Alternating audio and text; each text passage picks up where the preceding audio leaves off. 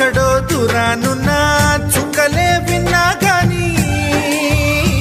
కదిలించలేద కాస్త కూడా నీ మనసుని పరదాలు దాటి ఒక్కసారి పలకరించవేమి అందరినీ ఇలా వెంటపడి అడగాల సరదాగా నువ్వే ఎదురైతే సరిపోదా నిద్రపోతున్న రాత్రి నడిగా